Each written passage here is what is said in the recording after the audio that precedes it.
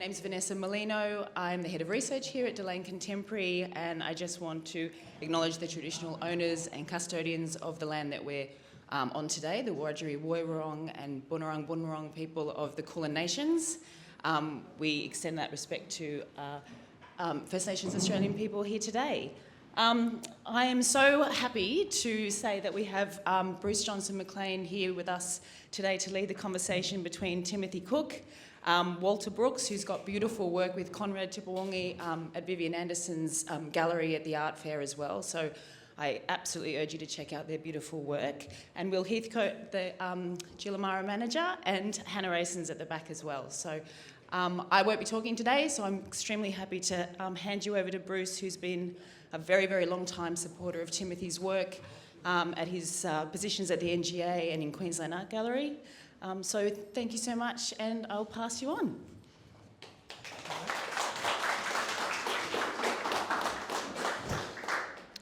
Thank you, Vanessa. Waramuli, everyone. I'd like to also just start by acknowledging Wurundjeri Wurrung people whose land we're gathered on. As a Wierdi and Birri Gubba person, it's my honour and privilege to acknowledge the local traditional owners of this country, and to be here with Timothy Cook, Walter Brooks, and Will Heathcote as well from Jilamara. As Vanessa mentioned, I've had the privilege of working on some projects with Timothy for about 20 years now. And it's been a real privilege to see Timothy Cook's works grow. The first show that I worked with Timothy on was actually an Emerging Indigenous Art Award in about 2005 or 2006, I can't remember exactly when, but it's been a privilege to be a part of his development and journey as well. And today I'll be asking a few questions to Timothy about his work.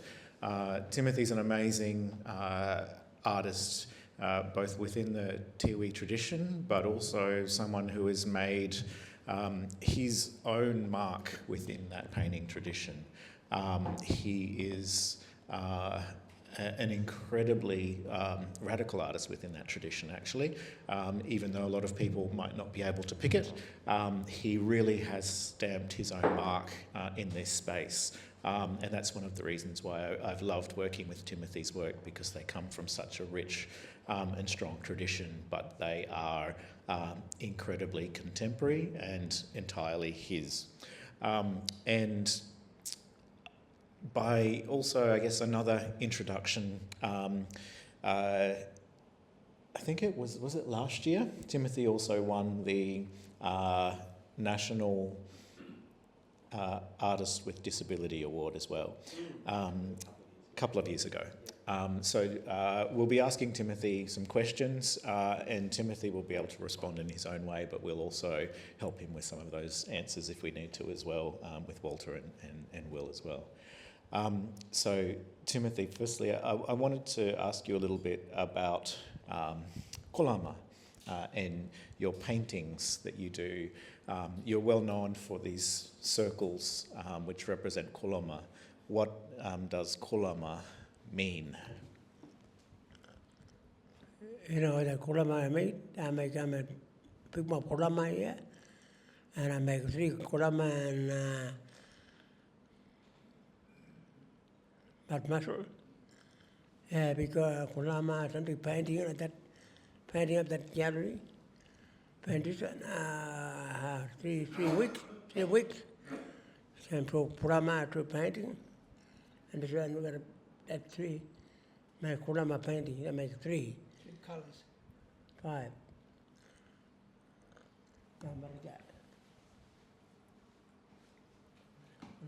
Well, I think the kolama is all about the timing as well with the moon. So, because I think when the moon is from like that, if it's, and you see the rainbow around, so that's the story he's painting.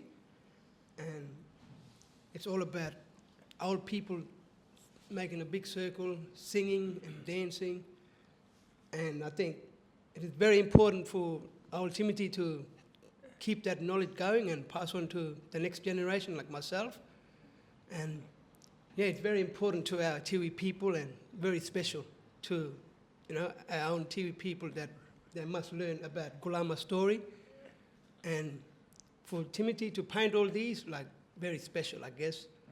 And it's good for myself to know about his story, because I'm only a young emerging artist, and we all need to know about the story and history. And yeah, he's very proud of myself for coming here and spending time for his exhibition and looking at different faces, and they must know the story about his painting. And I think it takes a few days for the Gulama, I guess, maybe 3 days. 3 days, yeah. 3 days, 2 days. for the Gulama. 2 days. Yeah. Yep. Yeah, he should be proud of himself. Yep, I am myself. Yep. Yep. And that the Kulama, the symbology and iconography is really rich and loaded, like a lot of things in Indigenous cosmology. The relatively simple idea of a concentric circle can mean so many things, particularly in the sense of Kulama. Kulama is the moon, so Japarra, yeah? Japarra. So that's the moon, and at the time that the Kulama is also the name of the yam as well. It's like it has a toxin in the yam, and when it's ready for harvest, you see that ring around the moon, yeah? So that tells you that it's the time to harvest. Because the yam is toxic, it needs to be leached. So the yams are dug up. They're placed in the water to be leached, and it takes about 3 days, yeah? Yes. And so during that period between harvest and consumption is when the ceremonies are held. Everyone gathers to have the ceremonies, and then the feast comes afterwards. So this circle represents the moon. The concentricity is that throwing of the halo, but the circle or the rings also represent the coming together of people in a circle for ceremony. It represents the Kulama. Don't know if you've ever cut like a yam before in half, but if you oxidize it, it gets rings, like a bit like a tree in growth rings. So you get this concentricity on a yam as well. So it's like a cross section of Kulama, but also it as well. Timothy has also talked about this sense of these dots in the middle being stars, but also that circle with the dots inside it representing family, because these are the people who are there for those ceremonies when you come together. So it has this duality of meaning which is really beautiful and rich. Is that right? Yep. Yeah. Good. Thank God I got that right. So, I mean, this is your. This is Bathurst Island, but this is the Tiwi Islands from the air, and it's a beautiful country. But I think. Did you want to talk a little bit about your country as well, Goose Creek? Yeah. No, Goose Creek. Goose Creek, when you talk about Goose Creek, my country. Goose Creek from my country. Goose Creek from my country. That's why, what is more there? Maranomi. Yep. That's my country. People, yeah. Yeah. special, Yeah. public, Yeah. Sorry, so what Timothy was saying, that his country is part of Goose Creek, Minanami Reef, and I think it's very special that he talks about his country and look after the land and making sure, our ancestors still there watching. And yeah, it's good to know about healing on country and going back there and spending time with families and, yeah, pretty good. Sure. I could add a little bit to that. Your turn. Jump in. This is actually, This is actually an artist camp at Top Camp on Goose Creek. And so Timothy's there. We're there with the Bush and Brown families who all share that same area as traditional owners. Every Tiwi person inherits a Murukupuni, a country from their father's family. And Tim, through Charlie Cook, his father, that family are the traditional owners for Mananome. So Goose Creek more broadly is like this big wetland area that you would have seen from the aerial shot before. The Tiwi's are really estuarine, and there's these snaking rivers that run all the way inland. Goose Creek's one of them. It's like a really famous hunting ground. And Tim's country, Mananome, is actually on the ocean side. So it's the beach and reef at the mouth of the river. And we go there by boat sometimes, don't we, Montani? Yes.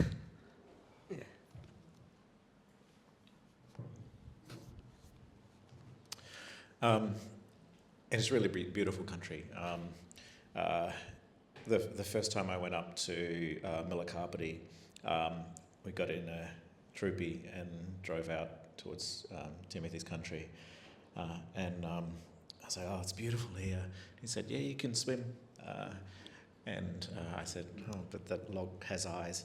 So it's like, no thanks, Tim. Yeah.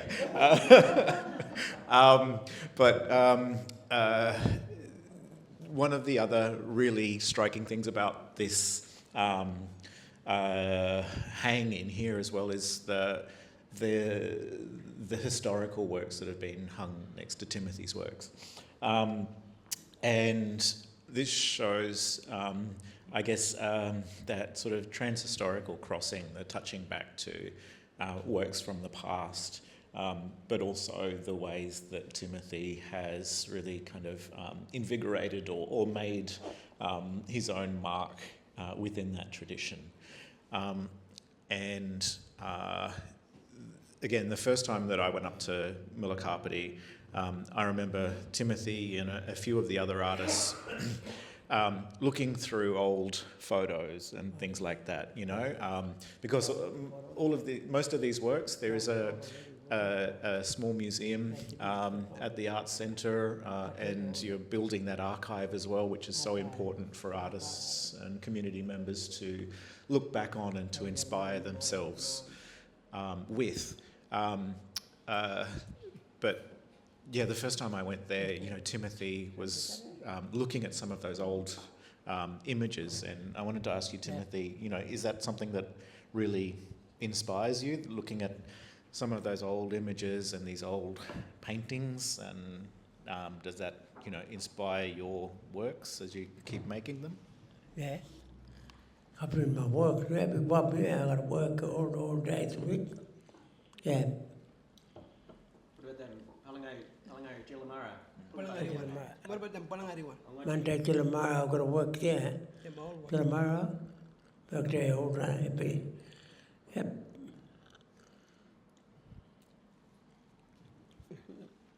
Well, Them ones in Adelaide, We went to see. Actually, there's a good photo. Kay Brown at these ones here, yeah. Because you've seen, we've been there together. Yeah. We were there that day. yeah, well, I think looking at these old Barks painting, I think that, touches my heart because I think it was very, very old, and it's good to understand how these old people used to do it in the old ways.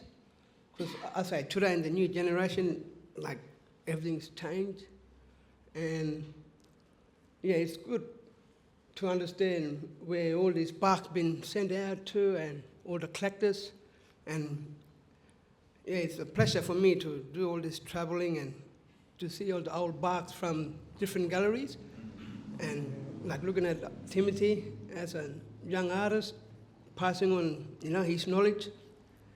And yeah, I reckon in the olden days, they pass it on to Timothy, I reckon, the old fellas, and then he's passing it on to me as a young artist. So I think it's pretty good that Timothy's doing all this old barks painting and learning new things every day, passing it on to me.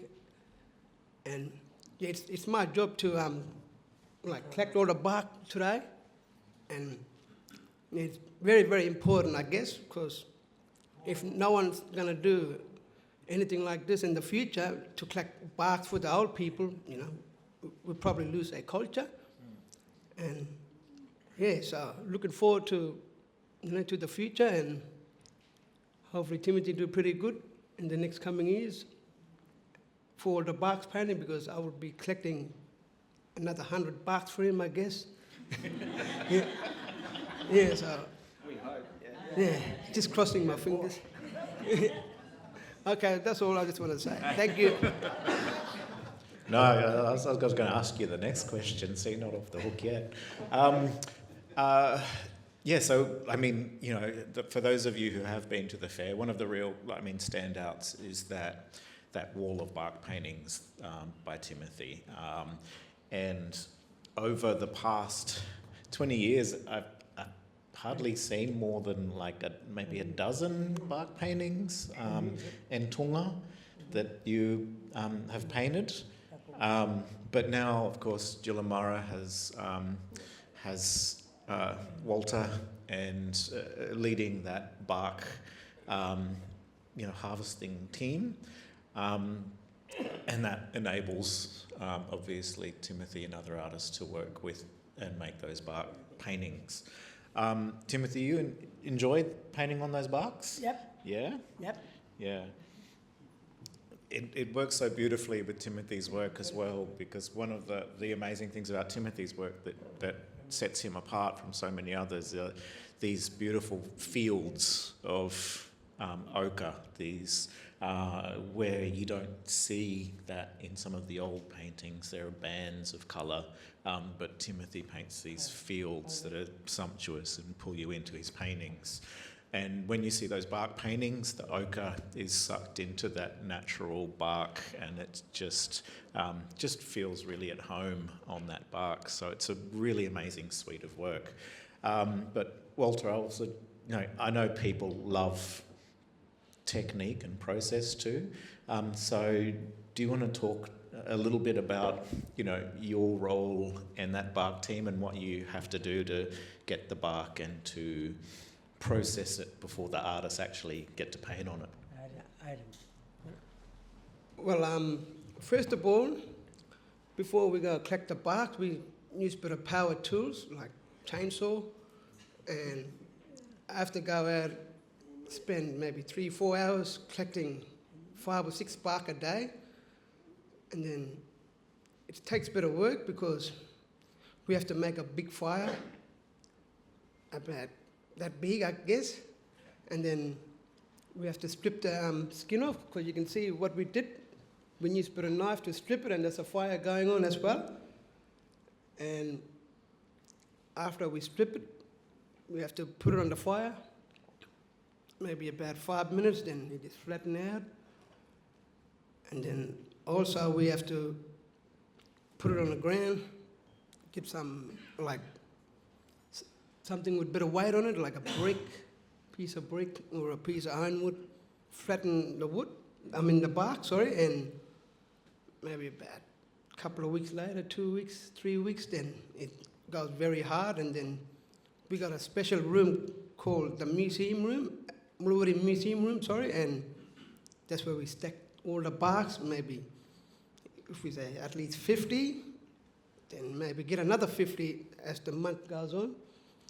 And it takes a bit of work there, and then when it's time for them to ready to paint it, that's when I pull all the barks out and then give every artist, like Timothy, maybe Conrad.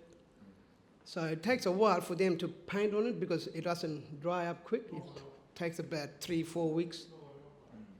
Yeah, and it's very important for me to collect all the bark for these old fellas, because it is part of our culture, Tiwi culture, to paint on barks and to keep our culture strong and alive. And that way, once he get very old, when he retired, I can be the next one to take over his place. as a young artist. Yeah, thank you. And thanks for your work doing that, Walter. And it's really important.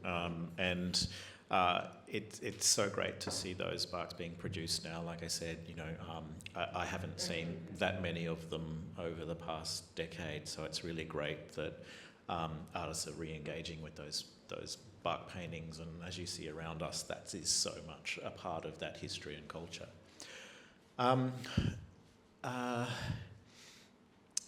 We also wanted to leave a little bit of time open for questions as well, if anybody wanted to ask questions.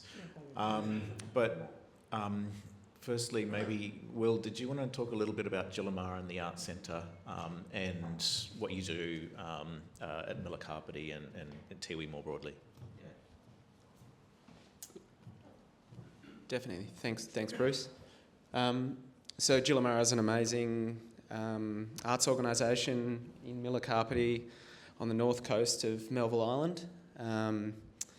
It's, for those that don't know, I mean, some may already and many do, but it's a Tiwi governed organisation. So maybe I'll just talk a little bit about, the structure of how the organisation works. And essentially it's governed by a board of Tiwi directors. So the executive committee, 9 elected Tiwi people, make all the governance decisions and essentially, manage and, own the organisation. We get various funding streams to employ me and my wife Hannah in managerial positions at the Art Centre. So, we commensurate, tens of thousands of years of strong Tiwi governance with requirements of contemporary Australian law, and we also manage studios at the centre. So this front building here is the gallery. Then there's working studios at the back, and the building on the left there is the Mulawuri Museum that has been discussed a little bit already. So that's the only historical collection on Melville Island. Yeah, we keep a collection of old Tiwi work. It was originally an adult education centre. So in the 1980s, Jilamara was set up with money from the Department of Health as an adult education in textile arts. So specialising in translating Jilamara, or Yirangiripota, which is elaborate ochre body paint designs that are put on dancers' faces and bodies for ceremony, to textiles and garment production in the 80s.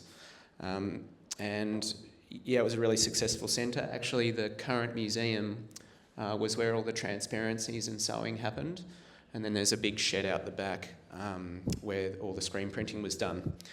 And then in the late 1980s, with bicentenary funding, Anne Marchment helped the first committee set up or incorporate the organisation as Tiwi governed art centre, and that's when Kitty Cantilla moved from Paru. Pedro Wanameri, who's one of the senior artists, still talks to us about the day that the Paru mob rocked up at Jilamara when the art centre started. They were a group of artists that were working at Paru across the gap from the mission at Bathurst, and they essentially, in a lot of ways, started the first global Tiwi art market. They were producing carvings mainly, for decades before there were any art centres, and they were selling those works across the water at the mission. And when Jilamara started, a lot of them came to Milakarpiti to join and to have careers as artists, and Kitty went on to really put the art centre on the map. She's a very famous old lady, and the current generation of senior artists like Pedro, Patrick Puruntatameri, Raymond Bush and a few others travelled a lot with her through the 1990s. That's a bit of a background. This is inside the gallery. This is a couple of years ago, so it's hung completely differently at the moment. But I guess it's a really important cultural hub for the community, and it operates in so many different capacities. So it's like a working studio where people come. Timothy comes every day to work, and he has his special spot at the back of the screen printing shed. Wally is a huge part of the carving shed with Patrick Puruntatameri. But then it's also, it's a keeping place as well at the same time. And it's also a site where, we organise culture classes for the local school children, events and activities. We have large barbecues, it's a really dynamic place, and it's a really important part of the community. And that's your studio there, Tim? Yeah? Yep. It's beautiful. And also, it would be remiss of me not to say that, the Jilamara, it must be one of the most beautiful, situated in one of the most beautiful places I've ever been. Just gorgeous. Sort of looking out towards the Arafura Sea on the northern side of Melbourne. It's just gorgeous. I think it's time to open up to any questions if anybody had them from the audience. It's a real pleasure to have Timothy here to speak to us, and Walter and Will, but particularly Timothy. Often he lets the paintings talk for himself, so it's really great to have him here with us today. And if anybody had any questions, please don't hesitate to ask. I'd just like to understand what pigments you're using and how you go about collecting them traditionally and today. Oh, sorry, the question was pigment. about the pigment, the locally sourced ochres, and what's the process and how to get the colours and Wow. Do you want to Walter or? Yeah. Well, first of all, I would like to say, for the yellow colour, we collect it from the Mother Earth, from the ground, and to make a red, we have to cook the yellow, and that's how we make a red. So it takes about 5 or 10 minutes, and afterwards we put it in a container. So we make all separate colours, like the colours I'm talking about now, and we have to put a bit of glue and water as well. So when you paint on it, it won't come off, it just stays there forever. So that's how we make colours to stay on for the next maybe 100 years, I guess. Yeah. So it's amazing when you see it happen. It's it's chemistry. So the yellow ochre is. How do you do it? Do you put it in like a foil or in a bucket, or how do you cook it? In a milk tin. Yeah.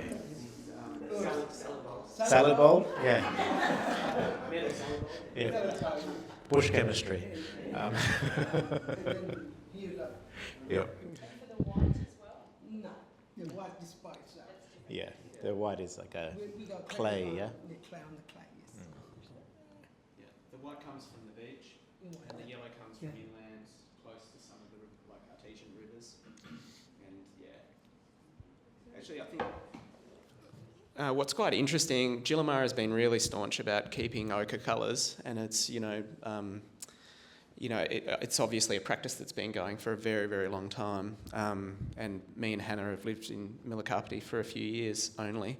But what's really interesting, I think, is that one of the preliminary ceremony, the first ceremony that initiates the Pukamani, like the commissioning process in the Pukamani ceremony, is one where family who are commissioning a Pukamani will dance an axe and a rock of ochre and fire up to their in-laws. And it's this really small, intimate ceremony, and it's basically a gesture commissioning in-laws to go and make tutini poles, like the ones that Timothy has at the Melbourne Art Fair.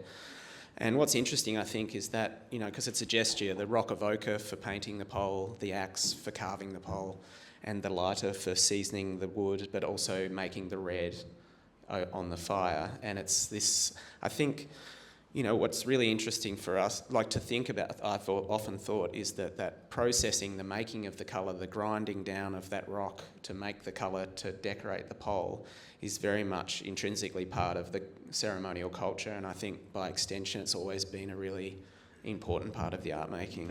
So. And that group of tutini, the poles at the art fair are really extraordinary as well, and that's one of the amazing things that I've been able to commission from Timothy, as well as some of those incredible tatini that are now in the Queensland Art Gallery, especially. Absolutely masterful works, but also that ceremonial process, and Timothy did a few of the tunga as well, and I know that ceremonial commissioning process includes the bark basket, the tunga, which is kind of placed on top of the pole when it's all finished, when the commission is done.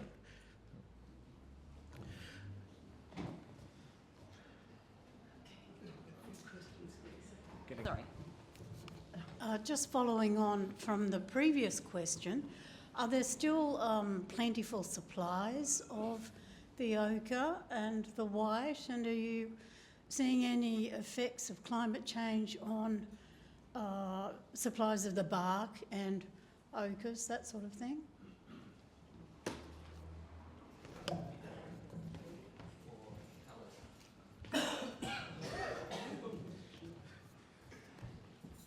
Yeah, what do you reckon?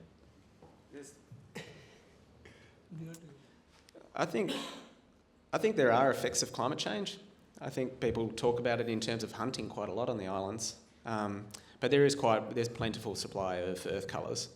The white ochre cliffs dot the entire coastline, and then the yellow deposits inland are quite significant. And you've got to remember, Melville Island is a really sparsely populated place as well. It is the second biggest island in Australia, but I think from my reckoning, there's probably not even 1,000 people live there. So close to probably, I think, 2 communities of about 400. So yeah, close to 800 or 900 people in total, because there's a few outstations as well. So when you're talking about, that, I guess that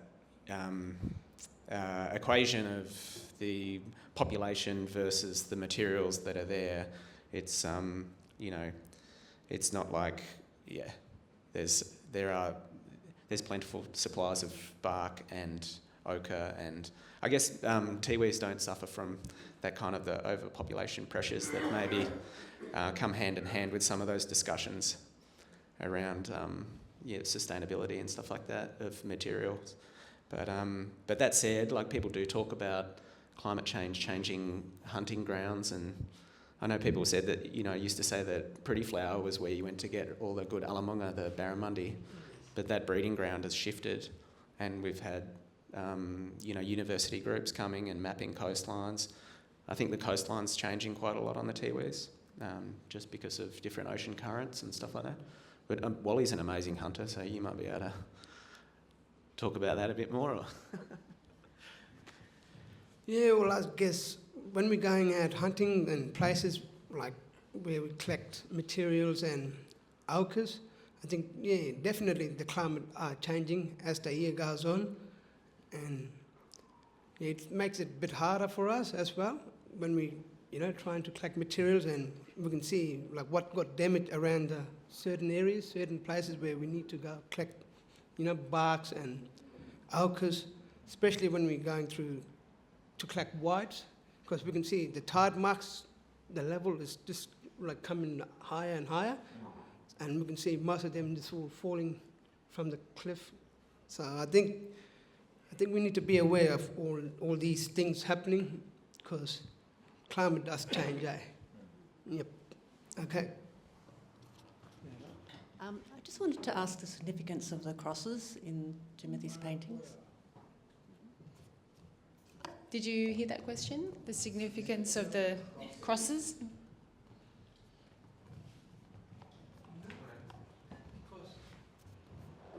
You know the cross? Yeah. What does that cross mean in your painting? Cross, when you... Clock. You know, Clock. The clock, yeah. the cross. The clock, yeah. Clock, yeah. When you got Niramani or Sinani and a clock, Sinani. you put the cross there. Yeah. Really great. That's a good idea. What did I cross there? That cross, yeah. Yeah. Yeah. Niramani? Nani, yeah. Yep. to explain that. So, well, he's saying something about like for the cross. I think it's like it's a special meaning, I guess, and I think when someone passed on, we put the cross down, and that's like for memories as well, and for respect our culture, like for Tiwi people, and yeah, it's a good thing, like part of our Tiwi way of putting the cross down when someone passed on, and that is part of our culture as well, putting the cross, and after that we send the spirit up heaven. So yeah, it's very, very special, I guess. Yeah, special thing for us Tiwi people. And if you kind of look at the works around the corner, you'll see some of the historical works that do have sort of like the traditional cross motif on them.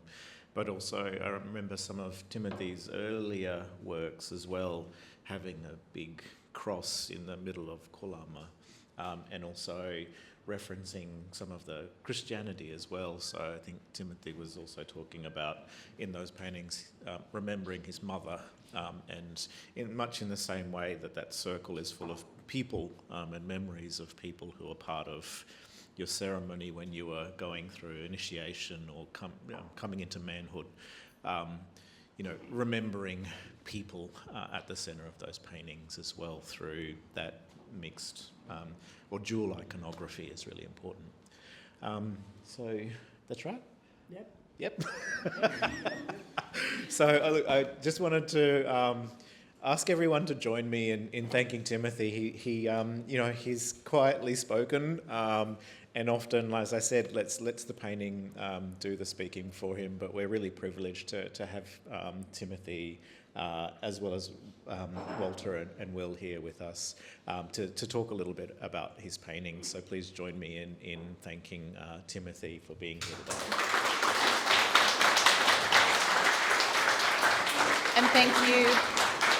And thank you so much, Bruce, for being here and for leading the discussion. That was so wonderful, and it's so special to have you all here.